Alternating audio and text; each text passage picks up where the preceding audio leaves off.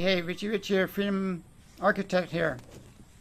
So, you want to leave your country, but you don't know where to go. What should you do and everything else? Yeah, maybe you've done some research, but yeah. Here's some few things you should know before you make a decision to leave, okay? So, cost of living. What's it going to cost when you get there? Sure, there's lots of cheap places. I'm in Cambodia, Vietnam's another one, Thailand to a certain extent. But yeah, when you go to these poor countries, your cost of living is going to be a lot lower, okay? So you want to make sure that that's what you want, because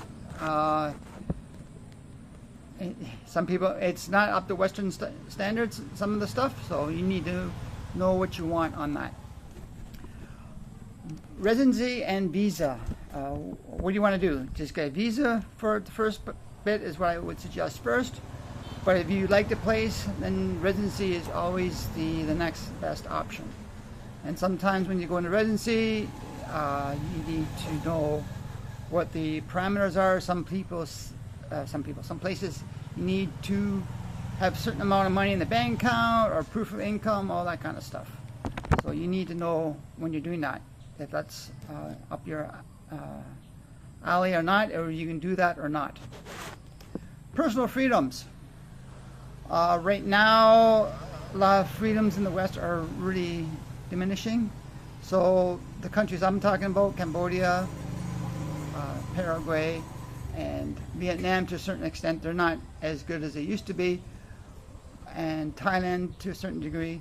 Your freedoms are a lot more free than you would be in the West, for sure.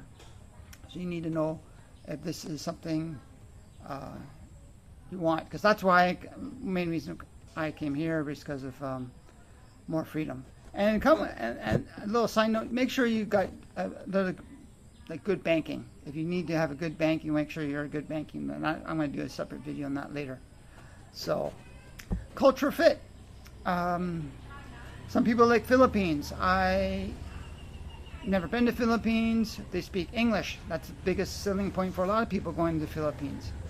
So getting back to what can I say? Residency, same thing. You could be there short term, long term. I've heard a lot of pros and cons of Philippines. So that's all I can say. Like I said, everything here I'm talking to you about can be applied to any country that I'm going to be talking about. I refer to a few countries, but I can help you with all. But I just deal with three or four countries at the meantime. But a lot of this stuff can be easily blended over to a lot of the other countries if you're looking for a certain country that you want to move to. Infrastructure. Infrastructure in Cambodia at certain places is not very good. The roads are not good. They're getting better, but I mean they're getting a lot better. So you need to know what's your way of transportation. And speaking of infrastructure, coming down to licensing, all that stuff. You're going to buy a car, buy a scooter. Where are you going to do when you get here? Are you going to travel a lot? Or are you going to be in the city or in the countryside? All depends. And public transport and all that kind of stuff. Here in Cambodia, I know in Vietnam they got like a Uber style service companies called Grab. So you hook up your phone and you can get a Grab. Tuk tuk here in Cambodia or in Vietnam, you can get a car or a motorbike that can pick you up and go where you want. Very inexpensive.